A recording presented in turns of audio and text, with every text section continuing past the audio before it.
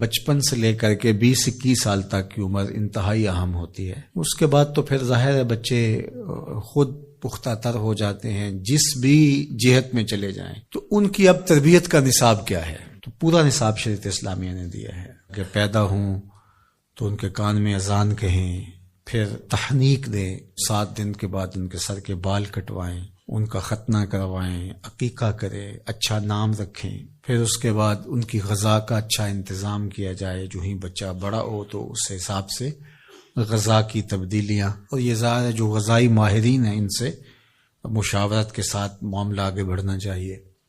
اور بچے کی صحت کا خیال، موسموں کی شدت سے ان کو بچانا، ان کو حیادار لباس پہنانا، تاکہ بچوں کی بچپن سے ہی تربیت اس طرح ہو جائے. بعض کا بچیوں کو اس طرح کا لباس پہنایا جاتا ہے اور خیال کی جاتا ہے کہ ابھی تو یہ بالغ نہیں ہوئی، چھوٹی عمر کی ہیں، تو چھوٹی عمر سے ہی ان کو جو ہے وہ یہ چیزیں سکھلائی جائیں تاکہ وہ ان کی طبع کے اندر وہ چیز راسخ ہو جائے. اگر 9-10 سال کی بچی بھی پردہ نہیں کرتی اور اس طرح کا لباس پہنتی ہے تو بعد میں اس کو اتنی جھجک نہیں ہوگی اور پھر اس کو پردے پہ لانا مشکل ہو جائے گا. یہ ساری چیزیں جو ہیں وہ بچوں کو شروع سے سکھائی جائیں. ان کی فطرت میں یہ چیز ہوتی ہے، اس فطرت کو اجاگر کرنا ہوتا ہے. اس طرح 7 سال کا بچہ ہو جائے تو اس کو نماز کی تلقین کرنا، اور 10 سال کا ہو جائے اور نماز نہیں پڑھتا تو اس پہ سختی کرنا تاکہ وہ نماز قاطع ہو. اور جب بالغ ہو جائے تو پھر تو شرن بھی اس کے اوپر واجب ہو جاتی ہے، اب اگر نہیں پڑھے گا تو گناہ گار ہوگا. اس طرح عقائد اسلامیہ ہیں اس کے اندر راسخ کرنا تاکہ بچپن کے اندر ہی وہ چیزیں اس کے اندر اترنی شروع ہو جائیں. اس حوالے سے حضرت لقمان حکیم کا اپنے بیٹوں کے ساتھ جو مکالمہ ہے قرآن نے بیان فرمایا ہے. وَإِذْ قَالَ لقمان، جب حضرت لقمان علیہ السلام نے کہا لابن ہی اپنے بیٹے سے، وَهُوَ يَعِظُهُ، وہ ان سے گفتگو کر رہے تھے، ان کو نصیحت کر رہے تھے، ان کو واعظ فرما رہے تھے. یا بنیہ، اے میرے بیٹے، لا تشرک باللہ، اللہ کے ساتھ کسی کو شریک نہ ٹھہرانا. اولاد کی طبع میں توحید کو راسخ کرنا اور انہیں شرک سے اجتناب کرنے کی تلقین کرنا، یہ تمام وصیتوں کی جان ہے. چونکہ عقیدہ توحید جب آپ کے سینے میں اتر گیا تو پھر آپ خوف کے مرض سے نجات پا جائیں گے. آپ کے اندر توکل پیدا ہوگا، اللہ کا خوف پیدا ہوگا اور غیر کا خوف دل سے نکل جائے گا. آپ کی طبیعت ریا سے مبرہ ہو جائے گی، خلوص للہیت، یہ چیزیں پیدا ہوں گی. تو یہ توحید کا فیضان ہے. اور ہم کیا دیکھ رہے ہیں؟ چند ٹگوں پہ لوگ اپنی زندگیاں وار رہے ہیں.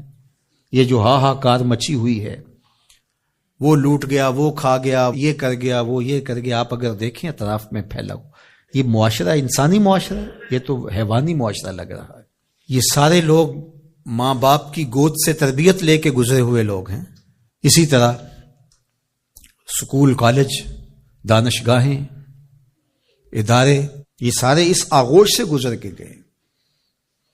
16-17 سال بچہ استاد کی تربیت گاہ سے گزر کے گیا ہے، لیکن وہاں جا کر کے اس کا پیٹ ہی نہیں بھر رہا، رشوت کا بازار گرم کر لیا. ممبر و محراب نے تربیت نہیں کی تھی. اس نے یہاں بیٹھ کر کے لوگوں کو توحید کا فیضان بتانا تھا، یہ چیزیں ان کے اندر اتارنی تھی، جذب کرنی تھی. لیکن یہاں تو ہم نے موضوعات ہی اور چھیڑ لیے. نظری مسائل میں خطیب الجھ کے رہ گیا، اور نتیجہ کیا ہوا ہے کہ قوم کی تربیت کا فریضہ اس سے عہدہ برائی نہیں ہو سکا. اور آج ہمارے دفاتر کے اندر رشوت کا بازار گرم ہے. تھانے، کچہریاں، مچھلی منڈیاں بنی ہوئی ہیں. آیان سلطنت سے لے کر کے درجہ چہارم کے ملازم تک آپ دیکھ لیجئے گا. لوٹ مار کا بازار گرم ہے. یہ پورا معاشرہ وحشیوں کا معاشرہ ہے. گدوں کی طرح ایک دوسرے کو نوچ رہے ہیں. تو یہ جرم تو میرا ہے نا، میں باپ ہوں، میں نے تربیت نہیں کی. اگر میں نے تربیت کی ہوتی، میرا بیٹا جس منصب پہ بھی ہوتا، ملک سے بھی وفا کرتا، اسلام سے بھی وفا کرتا، انسانیت سے بھی وفا کرتا. لیکن اگر میرا بیٹا منصب پہ پہنچ کے وفا نہیں کر رہا تو میری تربیت میں نقص تھا. مختلف اساتذہ سے 15-16 سال وہ پڑھ کر کے گیا ہے، ماں باپ کے پاس رہا، اس معاشرے کی آغوش میں پلا پڑا. تو پھر اس کا مطلب کیا؟ پورا معاشرہ کرپٹ ہے نا. یہ معاشرے کا نقشہ ہے. اگر ہم نے تربیت کی ہوئی ہوتی تو یہ نتیجہ کبھی نہ ہوتا. تربیت کا عمل مفقود ہو گیا ہے. دانشگاہوں سے لے کر کے منبر و محراب تک، آغوش مادر سے لے کر کے معاشرے کی پھیلی ہوئی وسیع آغوش تک، سارا نظام ہے جس کا چہرہ، جس کے خد و خال اب ہمارے سامنے آ گئے ہیں، اور آنے والا دور کتنا بھیانک ہوگا ذرا تصور کیجئے۔ تو آج میں اور آپ جہاں کھڑے ہیں، اگر ہم نے اپنی نسلوں کو نہیں سنبھالا ہے اور ان کے اندر اسلامی عقائد اتارے نہیں ہیں، راسخ نہیں کیے ہیں، تو جس سمت ہم بڑھ گئے، آنے والا دور بھیانک ہوگا۔